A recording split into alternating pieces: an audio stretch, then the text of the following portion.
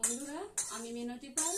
আমি চলে এসেছি বাপের বাড়ি। তো আমি এখানে একটা রেসিপি রান্না করে আপনাদেরকে দেখাবো। আজ যেহেতু বৃহস্পতিবার, আজ আমরা নিরামিষই পালন করছি। তো আজকে বানাবো এই কুমড়োর পোস্ত। তো দেখতে থাকুন আমি কিভাবে বানাই।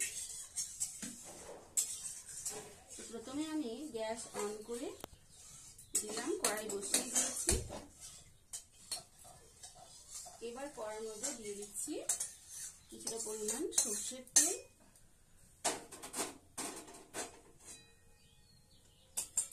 1 টেবিল চামচ পরিমাণ মতো দিয়ে দিলাম সর্ষের তেল।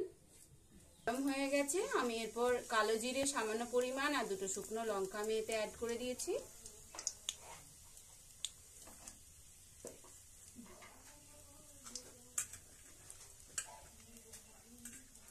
ফোড়নটা একটু ভাজা হোক। এই আলুগুলো অল্প অল্প করে তেলের মধ্যে দিয়ে দিচ্ছি।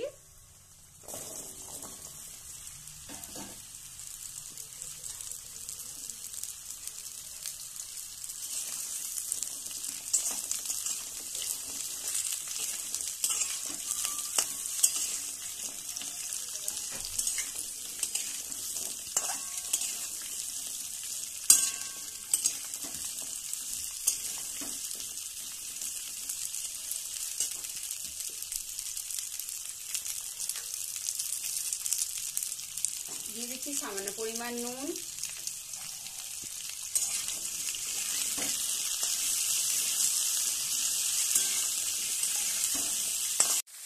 এবার দিয়ে দিচ্ছি কেটে রাখা কুমড়োগুলো। এগুলো কেটে ভালো করে জল ঝরিয়ে নেওয়া হয়েছে।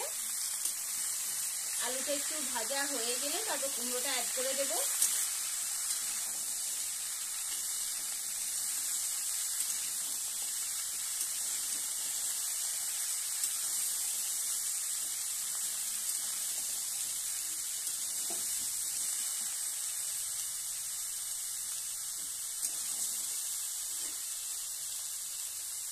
আবারও দিয়ে দিচ্ছি সামান্য পরিমাণ নুন,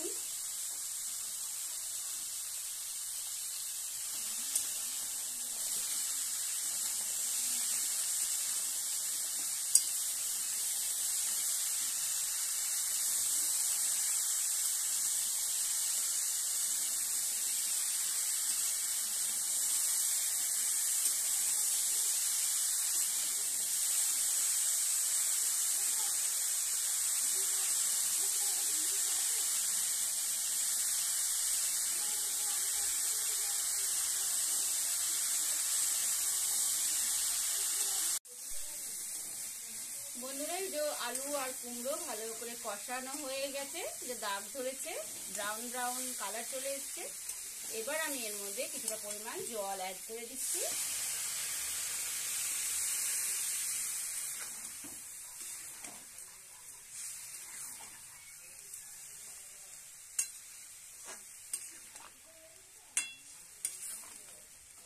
এটা সেদ্ধ হতে থাক, ততক্ষণ আমি পোস্তটা বেটে নিয়ে আসছি। এই যে বন্ধুরা, দিদি এই যে শিলের মধ্যে পোস্ত বাটতে শুরু করে দিয়েছে। তো ওটা সিদ্ধ হলে এই পোস্তটা আমরা গিয়ে অ্যাড করে দেবো। এই পোস্তর মধ্যে আছে শুধুমাত্র শুকনো লঙ্কা দিয়ে বেটে নিচ্ছে। তো বন্ধুরা এই যে আলু আর কুমড়োটা সিদ্ধ হয়ে গেছে, তো আর একটু সিদ্ধ হবে। তো আমি এবার এই যে বেটে রাখা পোস্তটা এর সাথে মিশিয়ে দিচ্ছি।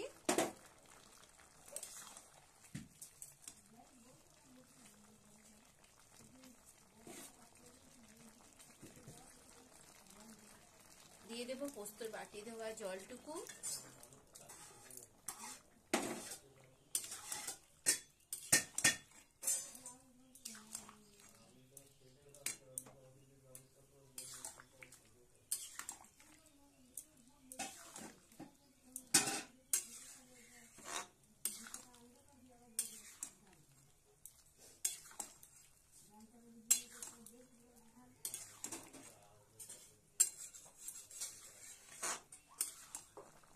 তার সাথে দিয়ে দেবো কিছুটা চেরা কাঁচা লঙ্কা আর কিছুটা পরিমাণ কাঁচা সর্ষের তেল। যেহেতু পোস্ত, তাই কাঁচা সর্ষের তেলটা অবশ্যই দিতে হবে, এতে করে পোস্তর টেস্টটা দ্বিগুণ বেড়ে যায়।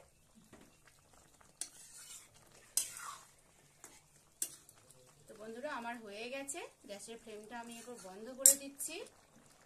অন্য পাত্রে ঢেলে নেওয়ার পর আমি দেখাচ্ছি আপনাদের যে এটা দেখতে কেমন হয়েছে। তো বন্ধুরা, এই যে নামিয়ে নিয়েছি, এটা হয়ে গেছে। তো কেমন হয়েছে দেখতে অবশ্যই কমেন্ট করে জানাবেন।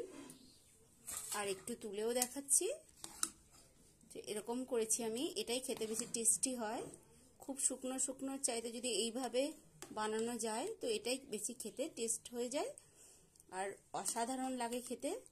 তো যারা বেশি আলু খান না তাদের জন্য একদম খুবই একটা উপাদায়ক বা উপযোগী রেসিপি এটা।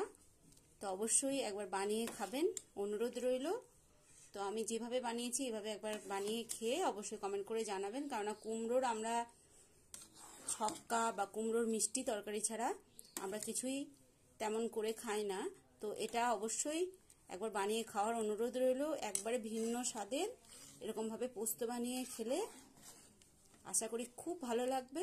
তবে আজ এই পর্যন্ত, আবার দেখা হচ্ছে পরের ভিডিওতে। সবাই খুব ভালো থাকবেন, সুস্থ থাকবেন। ধন্যবাদ।